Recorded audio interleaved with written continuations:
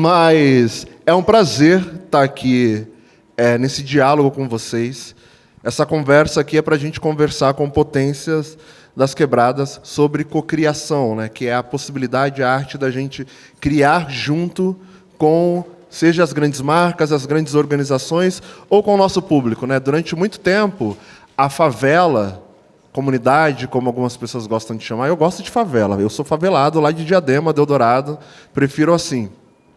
Durante muito tempo, os nossos territórios eles foram espaços quase de exploração mesmo, né? A nossa estética ela era importante, a nossa estética ela vendia e continua vendendo muito, mas a gente não fazia parte da construção, a gente não fazia parte, a gente não era convidado para criar junto, para co-criar. E, historicamente, a gente tem se levantado, e aí em diferentes setores da sociedade, para dizer não. Se a favela cria, a favela fala, a favela projeta, a favela pensa junto e a favela cocria. Então, esse papo aqui é um pouco sobre isso, tá? E para que a gente faça essa conversa, a gente tem aqui o Zica e o Kian. Eu vou apresentar eles, assim, só porque a Estela me manda. Então, como eu apresentei ela, eu vou apresentar eles também. E eu tenho uma cola aqui. O Zica ele é artista visual que transforma a referência da cultura periférica em arte contemporânea. Ele é conhecido por um estilo autoral muito maneiro, inclusive, e por colaborações que unem autenticidade e diálogo com marcas, ampliando representatividades artísticas. E ele também é o cara das grandes capas e projetos audiovisual e gráfico de vários dos artistas que a gente gosta, né? Inclusive do Kian. Inclusive, meu. Da hora. E o Kian, que está aqui com a gente, ele é rapper e compositor e um dos nomes mais relevantes da cena musical atual. Suas letras mesclam vivências de qualidade, vivências da quebrada, crítica social e identidade, consolidando uma estética própria e influência no rap brasileiro. Por favor, uma salva de palmas para os meus colegas aqui. Eu vou começar perguntando para você, Estela, tem alguma coisa muito importante da sua apresentação que eu esqueci aqui? Me fala qual é a coisa mais maneira, assim, sua, que as pessoas precisam saber. Eu lavo bem janela, limpo vidros bem. Eu acho foda, porque eu sou ruim pra caramba. Eu moro sozinho e eu não lavo minha janela até hoje, eu não sei. Viu como é importante? Não, beleza, vamos lá. Eu vou aproveitar que a gente tem essa colaboração aqui já e começar o papo a partir disso. A minha pergunta vai ser para você, Kian. Por que você escolheu esse trabalho aqui para representar a sua arte, assim? Como que foi essa conexão? Então, o Zica, ele era um cara que, quando a gente conheceu ele fazia mais coisas assim, para que as pessoas vissem o trabalho dele, não necessariamente ele estava inserido no mercado, mas ele fazia já algo muito autoral dele, que era um tipo de arte, né, mano? Que, tipo, tem até algumas coisas que ele faz, assim, que, tipo, quadros renascentistas com uma releitura dele e tal. Então, tipo, a gente já curtiu isso bastante, inclusive o Lucas, que é o meu diretor criativo, que trabalha junto comigo na minha carreira. Foi um cara que fez esse contato com o Zica a partir disso, das coisas que ele tá fazendo na internet, que é um movimento que eu acho até legal também, mano. Quando você quer chamar a atenção das pessoas, comece ali postando na internet, né, mano? Nenhum caminho melhor do que esse. E a partir disso, o Lucas conheceu o Zica e trouxe o trabalho dele pra gente, e a gente fez, mano, infinitas colaborações. Tanto que dessas colaborações a gente acabou influenciando, tipo, o novo mercado, né, mano? Muita coisa, muita coisa. Mano, trabalhei com o Kian, chamando a atenção mesmo. Eu fiz, acho que a primeira arte que chamou a atenção foi aquela do Senna, que você pula no público. Exatamente. E eu montei como se fosse uma pintura de um arcanjo lutando no céu. Enfim, uma brisa da cabeça, assim. E nessa, o Luquinha, que tá ali, como diretor criativo dos moleques, entrou em contato, me chamou para ele fazer uma capa, uma arte que tem uma pegada meio profunda, né? Quando a gente trata de arte clássica, que tem aquele significado, que era, mano, era de uma música chamada Mãe, mano. Que era a música, tipo, do coração do mano, que eu peguei uma resposta que a gente fez diversas versões para poder chegar na definitiva. E aí, depois que a gente lançou a Mãe, nossa, aí Baby C. a Gata, que é referência à Disney, aí teve Brasil, aí teve Evoque, é muita coisa. E no final de tudo, quando ele abriu a X, acho que nem existia a X nessa época, depois a X surgiu, e aí o Luquinhas também me contactou para me fazer um outro modelo da logo deles, que eles usaram em algumas músicas também, como intro, aí uma parte mais de design, parte de logotipo e comunicação diferente. Mas foi isso, foi postando muito, chamando atenção com algo diferente, chamando atenção com algo que as pessoas não estão fazendo muito, certo? O lance de você olhar para trás, pegar a referência antiga do que tentar fazer algo que está atual. E nisso foi essa conexão. E depois do Kian, meu, foi a primeira porradona aí, né? E tô até hoje vivendo disso. E, mano, inúmeras capas, eu não consigo nem ficar citando todo mundo que eu já trabalhei. Foi loucura. Eu nem vou perguntar qual foi a capa que ele mais gostou de fazer, que obviamente ele vai falar que foi a do Kian, né? Às vezes nem é, tá, gente? Mas ele não vai se indispor aqui também. Mas conta pra gente aqui, como foi que você começou esse trabalho artístico? Então, o desenho, antes de eu saber escrever meu próprio nome, assim. Minha mãe fala que desde pequenininho eu desenho Dragon Ball, ficava copiando as coisas que eu via.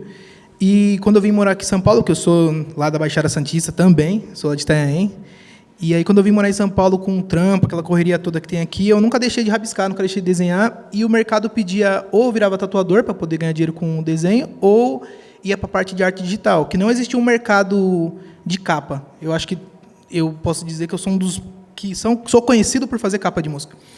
E aí, nessa, eu nunca parando de desenhar, ouvindo muito som enquanto desenhava, comecei a fazer, fazer uma arte desse cara, fazer uma arte disso aqui, fazer uma arte desse som, desse álbum, e posse, os moleques também estavam começando numa crescente boa, tipo, que em 2020 ele estava vindo, então eu acabei crescendo junto com os caras, quando aquele simples arroba de trabalhar comigo marcou a capa desse cara aqui, vem os seguidores do Kian para saber o que é, e nessa vem os fãs do Kian que também fazem um som, para também fazer trabalho comigo, e assim é tipo essa árvore, sabe? Tipo, vem uma potência que nisso se espalha para outros clientes e vai indo, vai chegando em mais gente. Então, eu nunca parei de desenhar, acho que esse que é a principal resposta, assim, desenhos desde criança. Legal, muito obrigado. Gente, deixa eu só fazer um comunicado que eu decidi aqui na minha cabeça agora, tá? Se alguém tiver alguma pergunta, a qualquer momento, levanta a mão, a gente organiza a ideia que a gente trocar ideia, tá? Então fica super à vontade. Isso aqui não é uma palestra, é uma conversa. Então, vamos junto. Estela, eu quero abrir um outro assunto aqui contigo, porque, como eu falei, você é uma influenciadora que está há muito tempo, né, nesse rolê, na internet, e há muito tempo fazendo algo que é muito característico do seu trabalho, que é co-criando com as marcas, né? Mais do que a marca trazer uma campanha para você, a marca te busca porque ela sabe exatamente o que ela quer. E como que é, né? E o que significa na prática co-criar um trabalho com uma marca, na sua perspectiva? Cara, eu acho que, acima de tudo, é ter uma comunicação que aquela marca não conseguiu atingir para a comunidade que você faz parte. Então, quando você alcança, atravessa, né, essa comunicação, você cria uma co-comunidade com aquela marca que está te pagando para fazer isso. É claro que a gente sabe que, como pessoa preta, tem um viés abusivo, muitas vezes.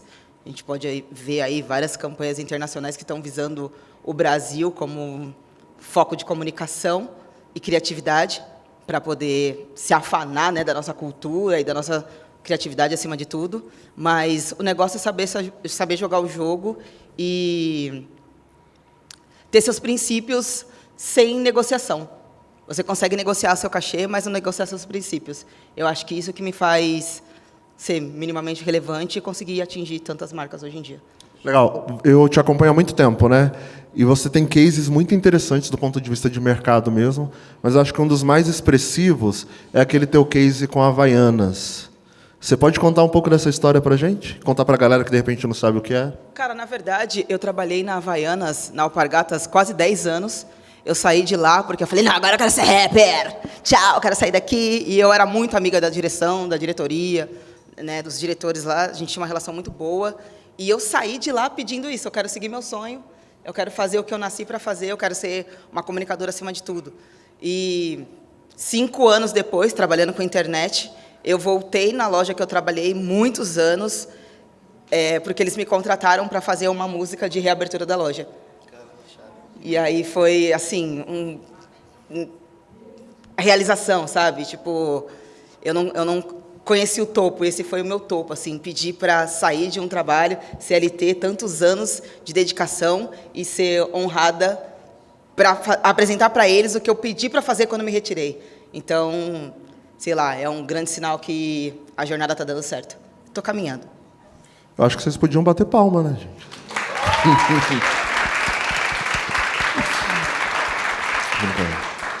Kian, quero trazer você aqui para o papo mais uma vez. Você é, de fato, um dos grandes nomes da indústria musical no Brasil hoje. E ainda mantendo, porque é muito característico do seu trabalho, a favela como uma grande identidade sua, assim. Me conta um pouco por que disso, assim. Mano, tipo assim, a quebrada pra mim é a coisa mais influente na minha vida. Desde o que eu vou escolher como peça de roupa, até às vezes, eu tava conversando esses dias com meus amigos, que eles estão com umas gírias novas, até as gírias novas, tá ligado? Tipo, então, eu vivo esse universo, tá ligado? Eu não consigo entender outros universos que não seja esse. Então, a minha arte, lógico que ela vai abordar tudo isso. Hoje, eu abordo um pouco algumas coisas relacionadas ao meu lado empresarial, coisas que eu estou passando até como homem agora, que eu iniciei na música com 14 anos, hoje eu estou com 27, então, muitas coisas mudaram, mas, mano, muitas coisas não deixaram de mudar, ainda mais por se tratar do que eu represento, do que eu canto e de onde eu vim, tá ligado? Então, pra mim, a quebrada sempre tá me influenciando, tanto as pessoas mais novas que tá vindo, como as pessoas mais velhas da quebrada. Sempre tem algo pra acrescentar, tá ligado? E eu acho que isso é o principal, porque eu tento trazer dentro da minha arte. Pode crer. Eu vou continuar com uma outra pergunta para você ainda, porque acho que esse assunto pode ser legal a gente fazer. Você poderia continuar a tua carreira como um músico e tava maneirão, assim, mas você decidiu virar empresário. Por quê? Mano, tipo, quando eu iniciei na música, eu tive vários processos, desde o processo ali do lado do funk, conhecer uma gravadora, conhecer como as coisas aconteciam dentro de uma gravadora, depois eu participei de um selo, e depois desse selo eu tive a ideia de criar o meu próprio estúdio, porque eu acho que é a melhor forma de um artista se estabelecer pra vida, tá ligado? Tipo, no ramo da música tem muitas pegadinhas, tá ligado? Relacionado a contrato, relacionado à distribuição. Eu costumo dizer pros artistas da minha gravadora que, tipo assim, vocês fazem até a música de vocês, todo mundo sabe que já é legal. Só que isso não vai dizer que você vai ser um artista de sucesso, porque você tem que saber infinitas coisas da música, você tem que ter muito pé no chão, você tem que ter muito menos ganância, tá ligado? E entender tijolo por tijolo onde você quer chegar. Porque no ramo da música, muitas vezes, quando você atinge um certo patamar, vai aparecer para você muitas, mano, propostas, muitas coisas tentadoras que para que você pule 10, 15 degraus, e quando você pular esses 10, 15 degraus, quando você olhar para trás, você não tem base nenhuma, tá ligado? Isso acontece seja com um contrato de advance, de que você pega dinheiro, ou às vezes você tem um empresário que você deixa cuidando ali por 5, 10 anos do seu bagulho, e quando a bomba explode, você não sabe o que fazer.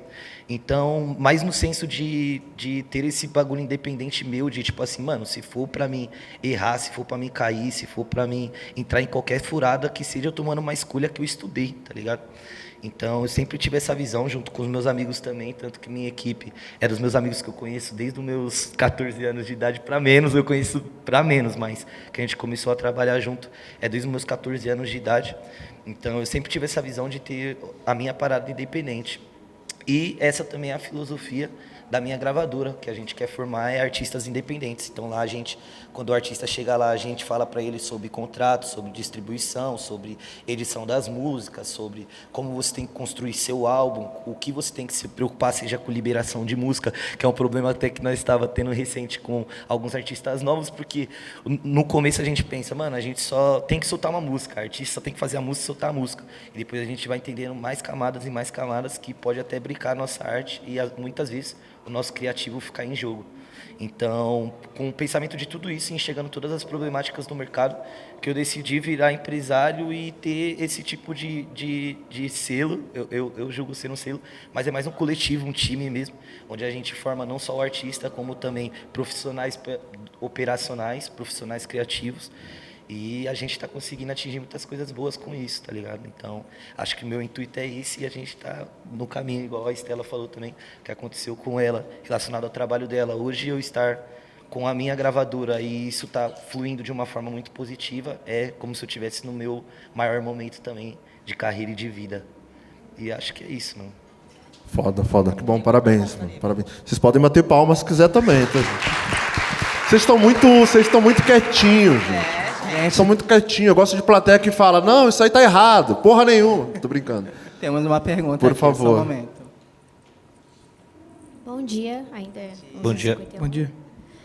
Meu nome é Ludmilla, eu sou muito fã do Kian, cara. Sou santista também, então tô até nervosa de fazer pergunta. Eu queria fazer uma pergunta para os três.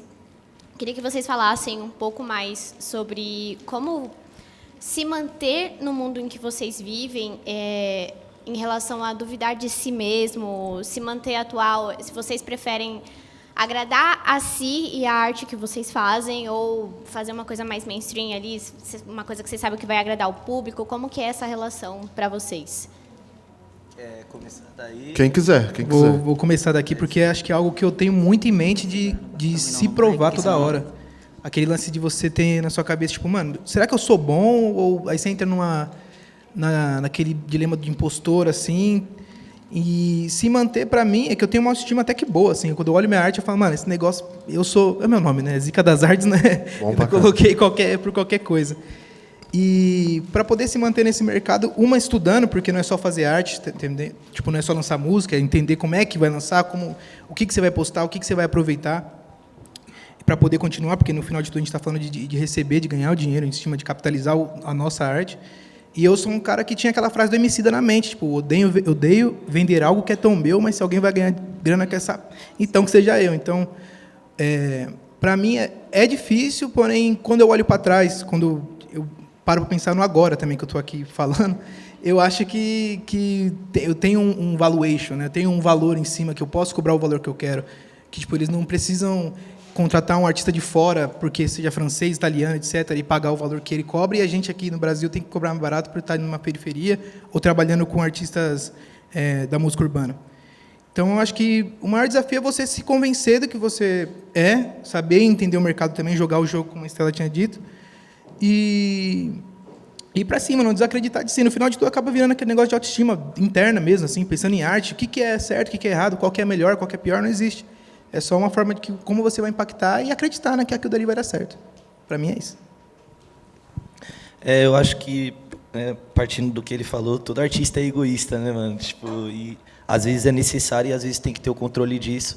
Eu mesmo sou um artista que quase nunca eu quero seguir o que o mercado está fazendo, mas eu sempre sei o que o mercado está fazendo ao mesmo tempo, tá ligado? Porque a gente nunca se sabe o que pode acontecer. Mas eu valorizo muito a minha fanbase, o que eu criei, tá ligado? Então, você olhar para o que você criou e entender o valor disso é o que vai te tornar relevante, porque nada melhor que a sua fanbase para mostrar para o mercado que você é forte, tá ligado? Então, eu acho que no ponto de se tornar relevante, agora estou trabalhando, tem 5 anos que eu consigo viver da música e investir no meu próprio trabalho. Eu entendo que a gente tem que entender como o mercado funciona, mas também a gente tem que ser um pouco egoísta com a nossa arte também e reconhecer o que a gente faz, tá ligado? Tudo com autocontrole, eu acho que é necessário o equilíbrio, mas é importante todos esses atributos. Na minha visão é isso. Louco. Tem uma coisa muito interessante que eu vivenciei esses últimos meses. Eu vi que vocês estavam na Europa, né? Eu fiquei lá um tempinho. E aí a galera queria muito ouvir música brasileira. Vai lá, música brasileira, música brasileira. E eu apresentei para eles a música de vocês. A música de vocês. E assim, ficou no repeat. Repeat. Você e o Musão ficaram no repeat. As meninas ficaram no repeat. Porque a galera queria autenticidade e identidade. Então, assim, tem muita... Os caras até seguiram vocês, mostra depois lá quem é, a rapaziada da Holanda. E, tipo, a autenticidade e identidade é uma coisa que te faz permanecer para sempre, se você quiser, num ambiente. Quando você divide o que é tão seu, você já não é mais único. Quando você entende quem você é e você entende que você pode faturar com isso, e que isso é a chave, não tem outra coisa. A sua identidade, a sua originalidade, a sua história. Pô, eu faço conteúdos nas mídias sociais, às vezes, de 5 minutos. Não é a mídia que vai ditar o que eu tenho que postar. É o que eu entendo que é melhor para mim, para a minha audiência, e é o que eu quero passar naquele momento. E isso não é negociável.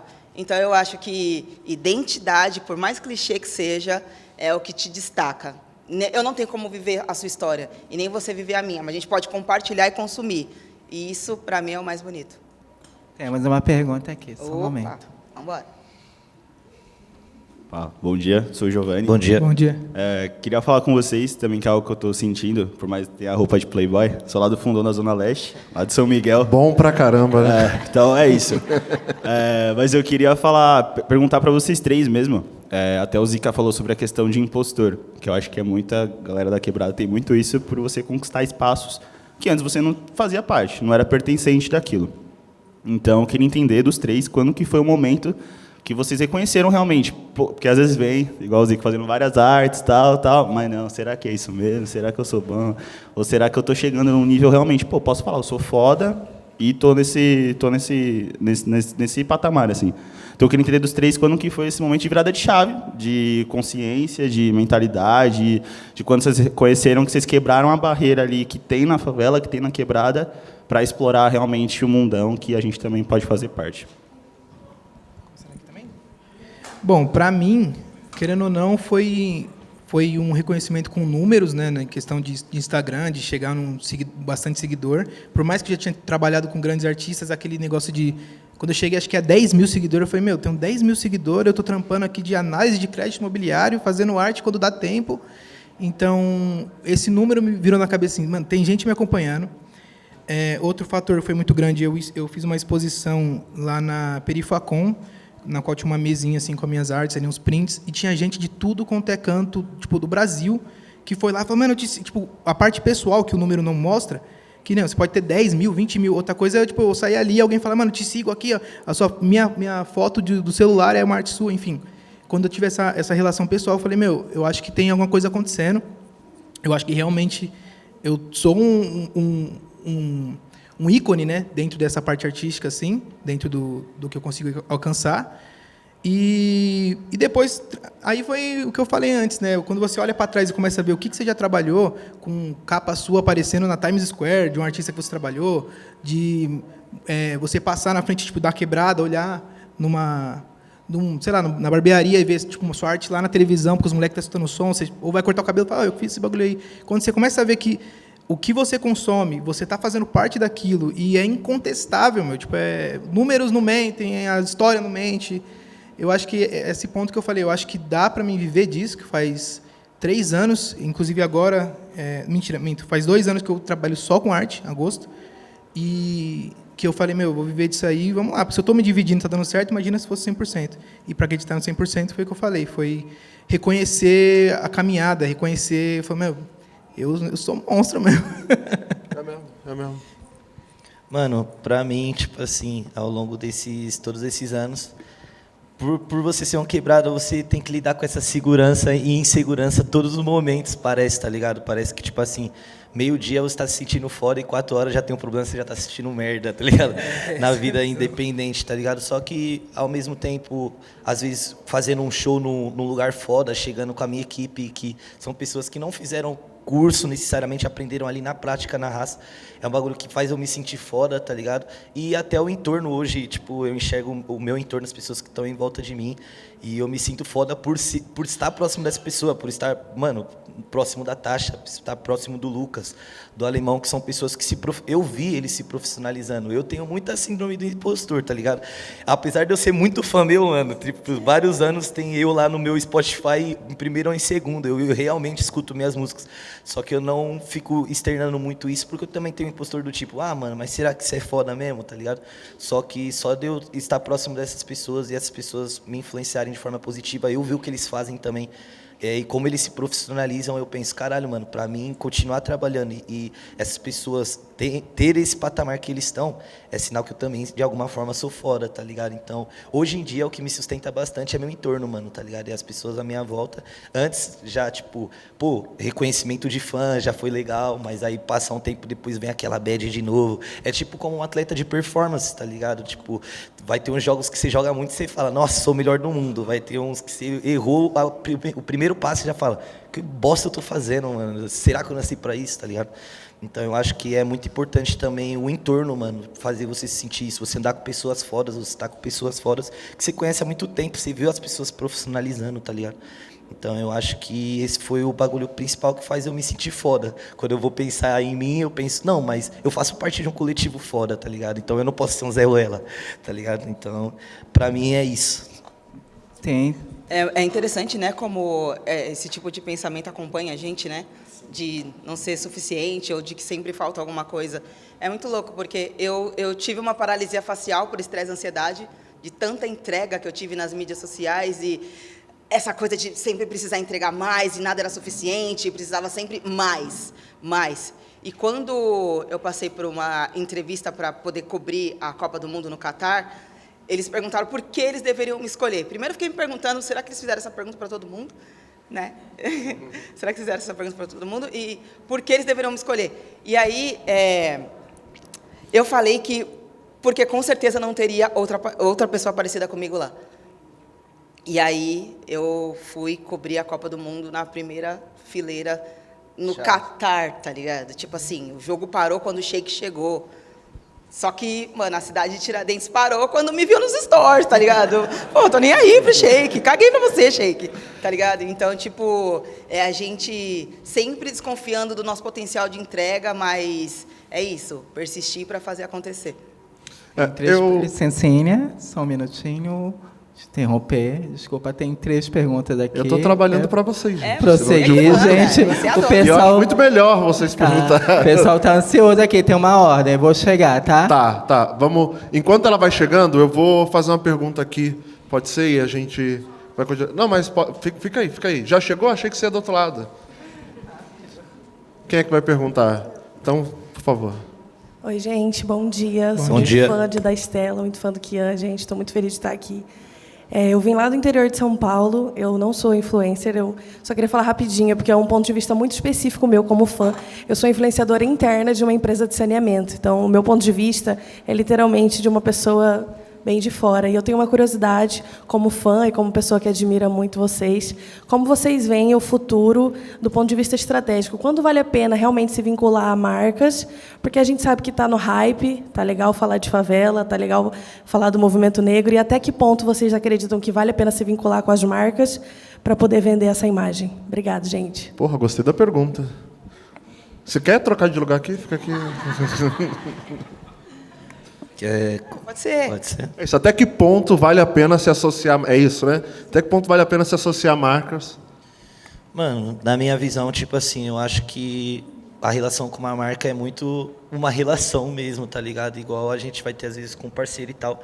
E é muito de entender o que a marca valoriza no seu storytelling, tá ligado? Não só seu, mas de todo o seu contexto. Então, para mim é muito importante que a marca entenda o que eu represento, o que ela não pode mudar, que seria até uma ofensa ela falar para mim mudar, tá ligado? E coisas que ela vê que eu posso melhorar e me profissionalizar ela estando junto, tá ligado? Então, para mim eu enxergo a marca como, quando eu vou me relacionar com uma marca, como realmente uma relação, onde eu vou vestir a bandeira desse time como um jogador do time, e aí eu quero ser tratado também da mesma forma, com o mesmo carinho, com a mesma ideia de tipo, mano, esse cara a gente conhece e sabe dos contextos, e às vezes é um bagulho que, tipo, falando isso parece até óbvio, toda marca tinha que se relacionar assim com um influenciador, mas não é. Muita marca só olha, tipo, número ou, mano, eu quero ter o nicho daquele cara lá, não sei nada dele, mas quero ter. Manda qualquer proposta pra ele lá que ele vai aceitar porque ele é um favelado. Isso acontece, tá ligado? Basicamente a negociação é sempre essa, porque eu acho que por a gente já se ultrajar do que a gente já é muito fácil para eles negociarem com a gente. Eles sabem os nossos defeitos, sabem as nossas inseguranças que a gente tem diária, tá ligado? Então é muito fácil às vezes ele oferecer, mano, coisa simples para você, porque eu sei que você é um influencer preto de favela, você vai aceitar. Qual outra opção você tem, tá ligado? Então, logo que eu sinto quando eu sinto essa energia, esse clima, já essa marca para mim já não é válido, tá? Porque ela tá pouco se fudendo pro meu público, tá pouco se fudendo para mim também, tá ligado? E só tá no interesse do ganho próprio dela. E eu acho que dentro de um negócio e uma parceria tem que ser mútuo dentro de uma relação, tá ligado? Então, eu acho que só é válido quando você se sente, pô, realmente, mano, essa marca tá fechando comigo, eles estão me apoiando e eles me conhecem. Eles me escutam, eu tô no Spotify deles, tá ligado? Aí eu acho que é relevante fechar com uma marca. Muito bom. Estela, eu vou aproveitar o gancho aqui só para complementar a pergunta e queria que você me contasse o que é que, no geral, as marcas elas buscam quando elas vão atrás de influenciadores favelados? Acesso à comunidade. É uma linguagem que eles não têm controle, não têm domínio, e você está ali para intermediar. Tem uma menina, eu estava vendo esses dias, que ela fez uma publicidade que ela falou rola. Ela tem um quadro, ela falou rola. Olha como choca, né? Eu fiquei pensando, cara, eu jamais poderia falar essa palavra numa publicidade. Jamais, jamais. Porque isso aqui ela daria rola. Eu, tipo, cara, não posso falar nega, se deixar. Tipo assim, outro dia eu queria falar, eu fui fazer uma publi de uma marca de hidratante, eu queria falar que eu tava russa e não deixaram. Meu cotovelo tá russo. Não, russo já não é da nossa alçada. Eu tipo, cara, a mina falou rola. Eu não posso falar russo. Então, assim, o poder do não, que eu não tenho, né? Quando você fala até onde vale a pena, é você ter o senso de quem você é e saber jogar o jogo, acima de tudo. A Beyoncé só faz um clipe afogando no carro da polícia hoje, porque está inserida no mercado ao ponto de saber quem é, entendeu? Então, a gente tem muitas referências que souberam jogar o jogo para hoje poder intermediar falas que fazem sentido com o que ela quer. Eu não sou essa pessoa, eu não sou a pessoa que tem o não com fortaleza. Eu sou uma pessoa que cede por estratégia.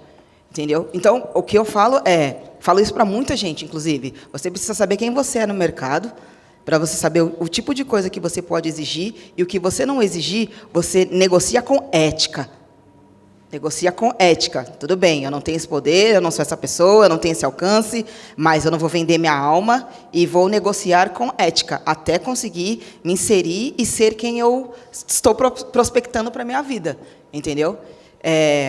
A gente sabe que quando fala de favela, é tudo muito limitado. Mas o poder de criação vem da gente, ele nasce da gente. Nós somos a gênese da criatividade aqui. Tudo nasce daqui. A nascente é aqui, sacou? Vem desse palco.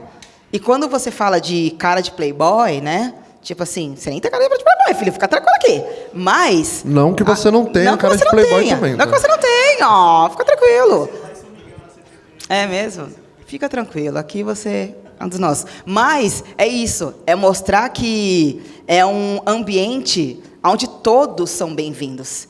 Então, o que a publicidade espera da gente é divisão. Mas aqui todos são bem-vindos. É um espaço que você pode vir com a cara que você quiser. Aonde existe limitação de entrada, segregação, é do lado de lá, não aqui. Entendeu? Se chega um playboy aqui, olha aí, estão querendo me silenciar. Vocês não vão conseguir.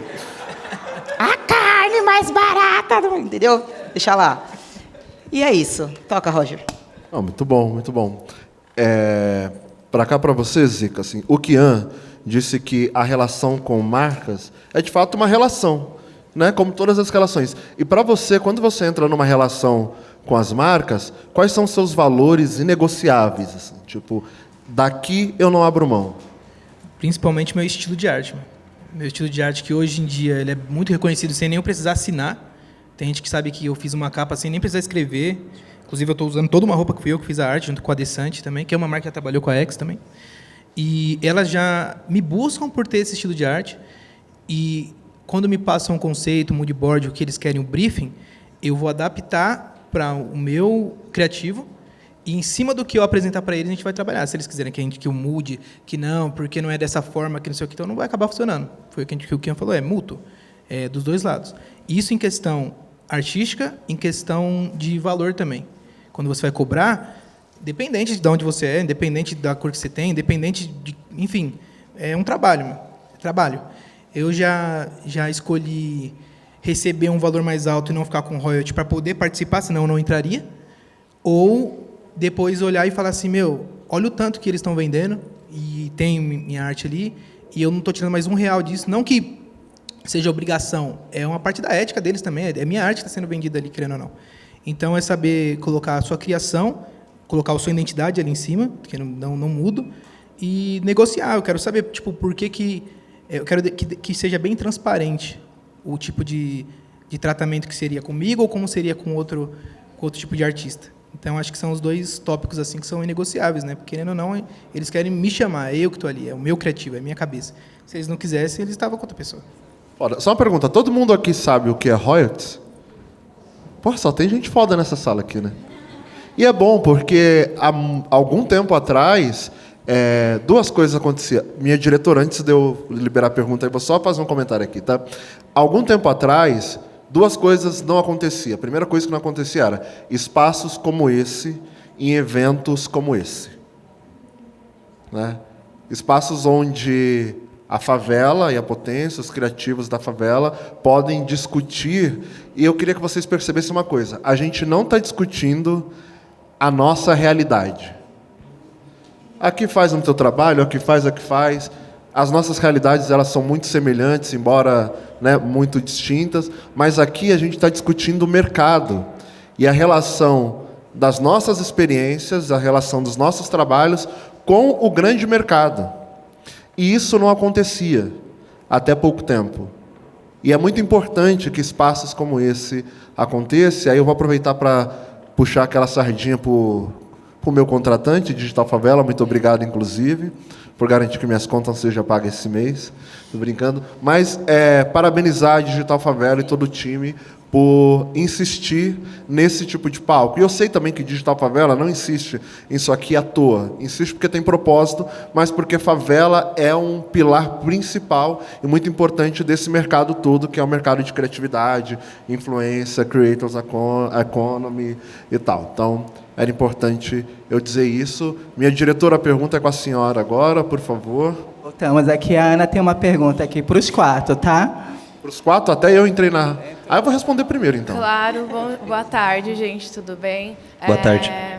Eu queria perguntar para vocês a questão... Tem uma música da Duque que ela fala como se portar na hora que você chega numa mesa de negócios.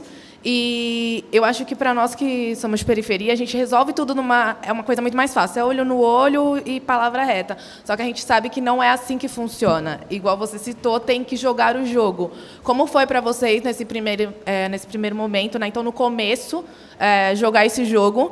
E eu também vou trazer essa reflexão, que é muito legal, sim, que a gente tenha esse espaço aqui no evento, mas a observação para o pessoal é que todas as outras telas tinham descrito quem estava no evento e o que eles faziam. Então, eu acho que fica aí para o evento essa oportunidade, porque a gente já sabe que aqui é o Palco Favela, e eu acho justo trazer aí quem está no palco, o que são essas pessoas, para que as pessoas que estejam lá fora tenham interesse de entrar, e não só quem está aqui dentro, para a gente não lixar quem está aqui dentro. Chave.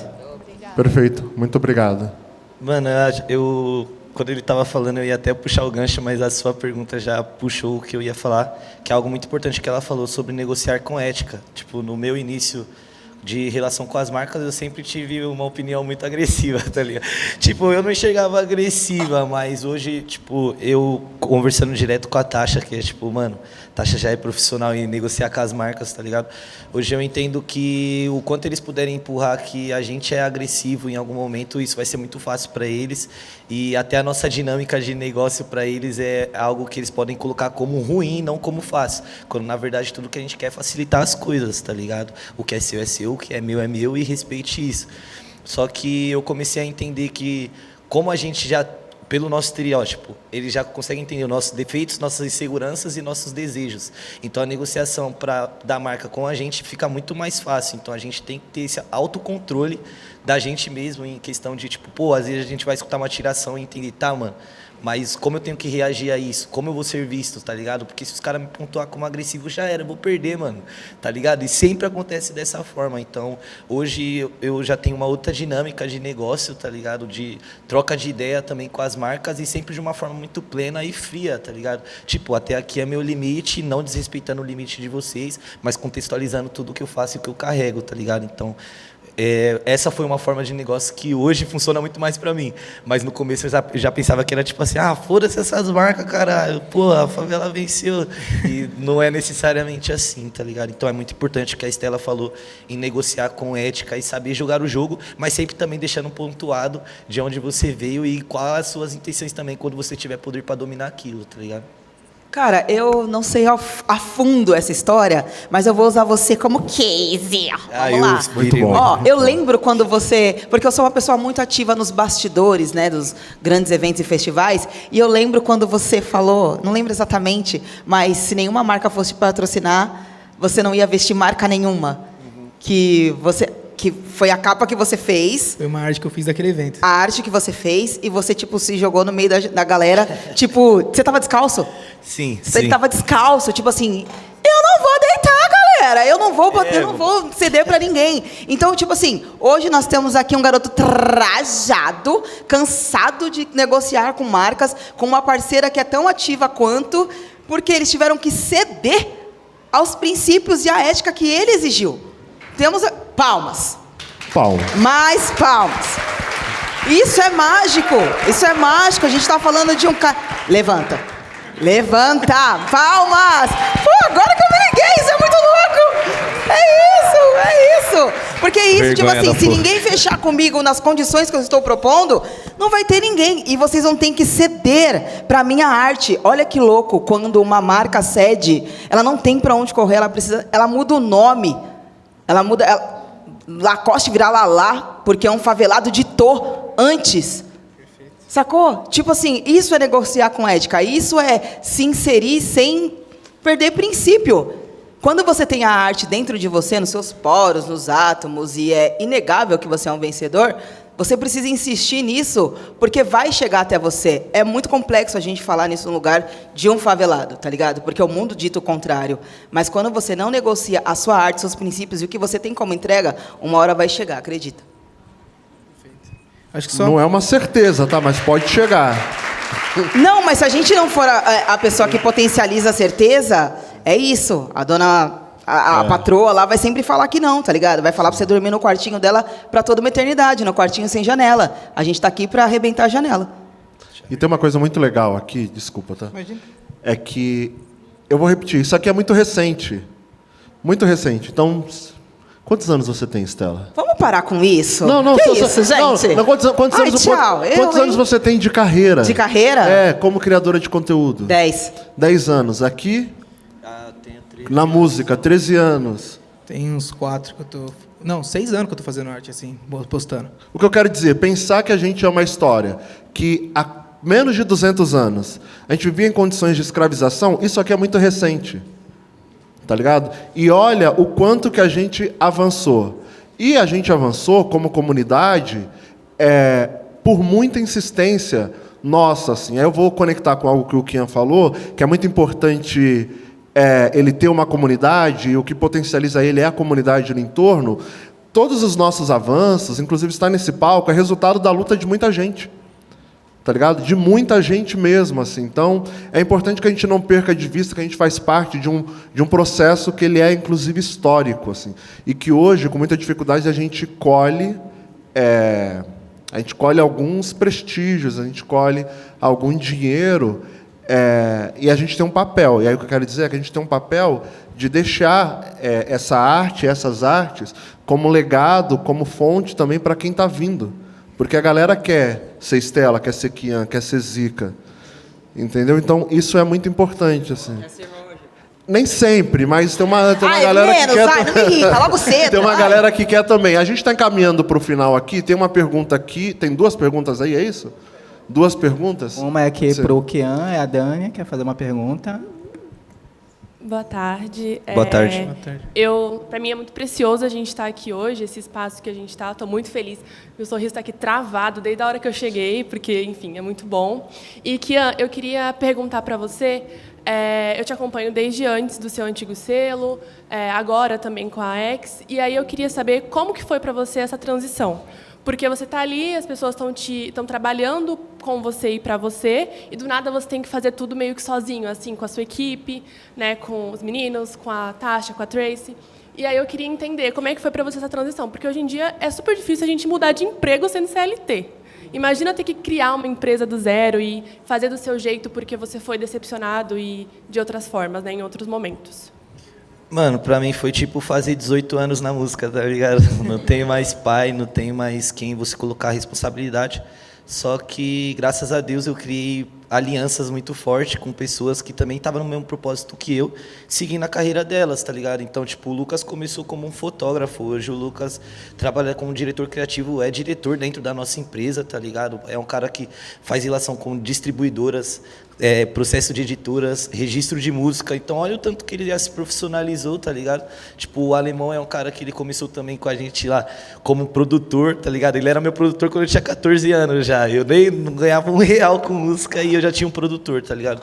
E hoje ele é o cara que ele é o chefe da minha equipe de shows, ele é o cara que faz booking também e é o meu produtor pessoal. Então, tipo, ver o desenvolvimento dessas pessoas junto comigo foi um bagulho que de fato me fez me sentir seguro, tá ligado? Me fez me sentir um adulto dentro da música. Só que o processo ali, quando você não tem mais pai e mãe, é foda, né, mano? É igual você morar sozinho. Se você não descongelar a carne, você não vai comer. Então, no processo de independência foi basicamente a mesma coisa. Muita coisa a gente bateu a cabeça, muita coisa a gente teve que entender, até esse processo de liberação de música, o processo de pagamento de royalties, ou de investir o meu próprio dinheiro numa arte entendendo o retorno. retorno, então eu tive que sentar, fazer cálculos, tipo, quanto que eu recebo de royalties com o meu catálogo, onde eu quero chegar, qual a projeção que eu quero chegar. Então, hoje eu tenho que, semanalmente sentar e entender onde está minha carreira, onde está minha empresa. Acho que isso se profissionalizou muito e me deu muita responsabilidade, porque hoje na minha empresa tem 7, 8 pessoas que trabalham só no estúdio, dentro do estúdio da empresa, e na minha equipe de shows são mais de 12, 13 pessoas. Então, hoje eu tenho muita responsabilidade, de fato, mas estou preparado, porque são pessoas que também cresceram junto comigo, se profissionalizaram, tá ligado? Então, eu acho que o processo de transição foi o mesmo processo de um jovem para um adulto na música, tá ligado? E agora eu tô nessa fase adulta, estudando pra caramba também, e acho que é isso, é o meu melhor momento, assim, comigo mesmo e com a minha independência, tá ligado? Entender que o que eu tô fazendo, tanto de dinheiro quanto de recurso, vem do que a gente construiu junto, e não de um pai ou um empresário ou de alguém falando que, não, nós que fez isso por você. Não, foi a gente que se uniu e conseguiu tomar de volta, tá ligado? O nome disso é autonomia, gente.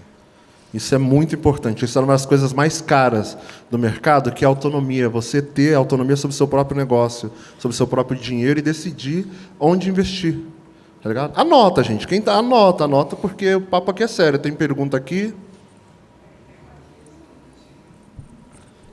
Eu só vou pedir uma coisa para as perguntas agora, como a gente está no final, ser direcionada a um dos convidados, tá? E não para os 3.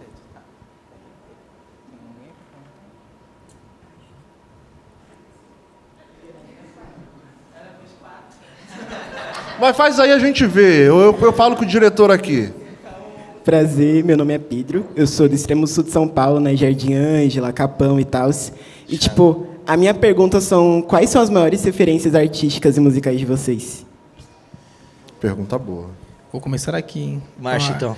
Artística, tudo que é mais clássico, aí a gente vai bem pro clichê mesmo. Michelangelo. Eu não faço rascunho por conta que o Caravaggio não fazia rascunhos. Eu falei, se aquele cara pintava aquilo tudo lá em 1500 e pouco, não é eu que vou ficar fazendo linhazinha antes de começar a pintar.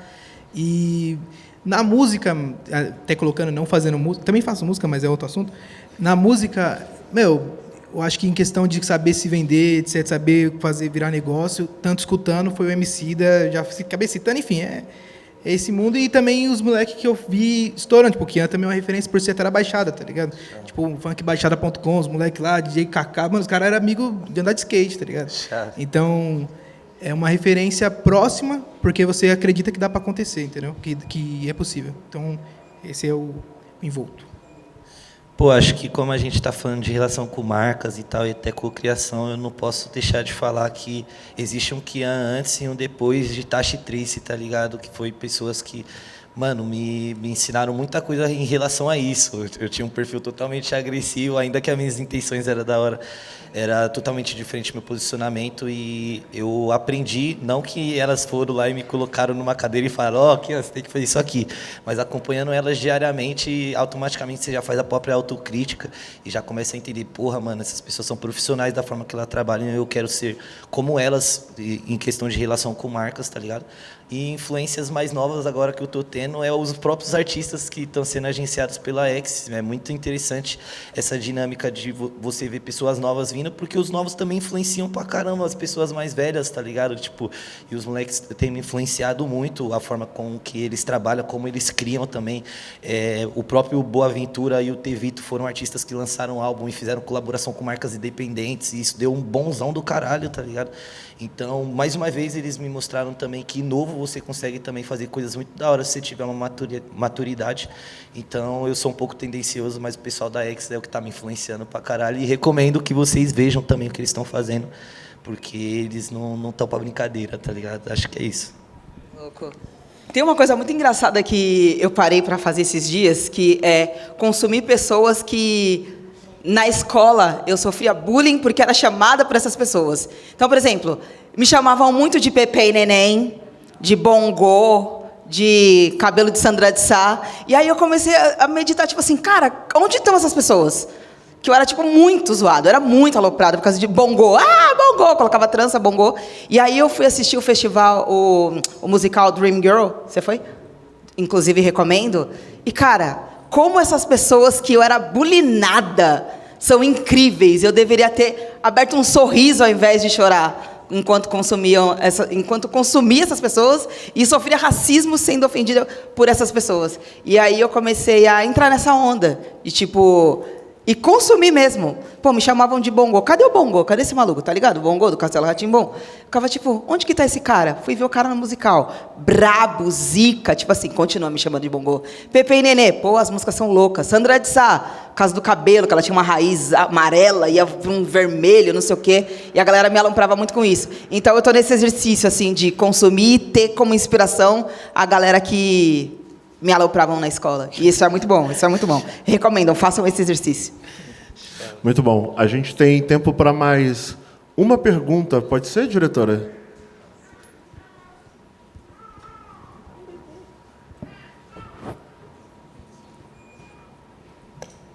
Oi, gente, bom dia. Meu nome é Renato e eu queria perguntar para a Estela, pegar uma carona, na verdade, na fala do Roger.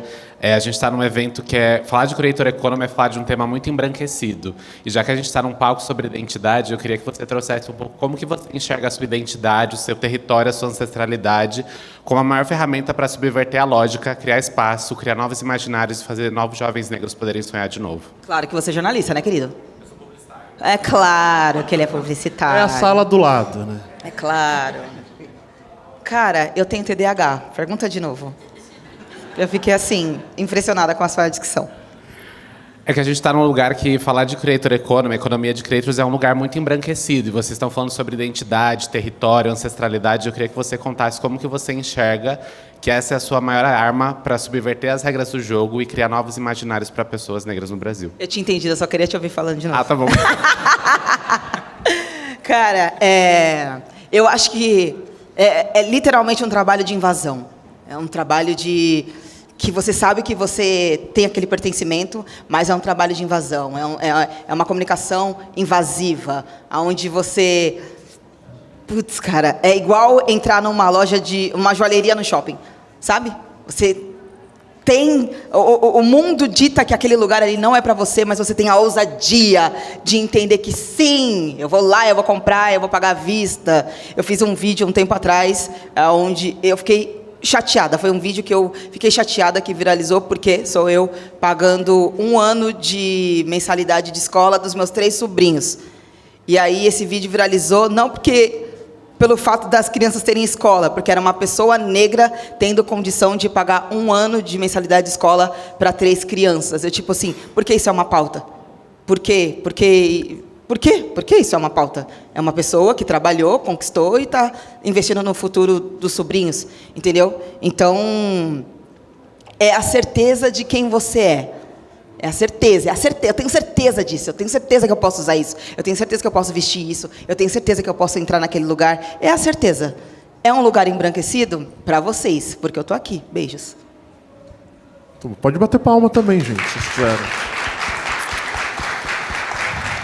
Bom, a gente está, de fato, aqui encaminhando para o final da nossa conversa. E antes de entregar aqui para a fala final deles, eu quero muito agradecer, em nome do Influent Summit e da Digital Favela, a presença de cada um de vocês e dizer que essa conversa aqui ela continua, tá? É muito importante, eu vou sugerir que vocês acompanhem esses criativos aqui, olhando para os negócios que eles estão realizando, e não somente para o artístico, que a gente já se encantou, mas olha para a aula de negócio, de empreendedorismo, por exemplo, que o Kian deu aqui para a gente hoje. Assim, acho que essa aula vocês vão ver em poucos lugares. Tá? Inclusive, a minha sugestão é para o evento que, no próximo ano, isso seja uma discussão para o palco principal, tá? Porque acho que vale super a pena. Tá? Mas, em uma frase, assim, defina para a gente, Zica, por que é tão importante para as marcas acompanharem e negociarem com você. Marca, artista, qualquer pessoa. Porque só a gente faz o que a gente faz. Esse é o pitch, tá, gente? Mano, eu acho que é porque o que a gente representa e o que a gente tem é muito grande. Então, quando a marca olhar para nós, ela já está vendo mais de 100 mil negros aí junto com a gente. Então, se você quer ter esses 100 mil negros do seu lado, é isso, vem com a proposta. Porque se você for tentar imitar o que a gente faz, vai ficar feio. Muito obrigado, gente.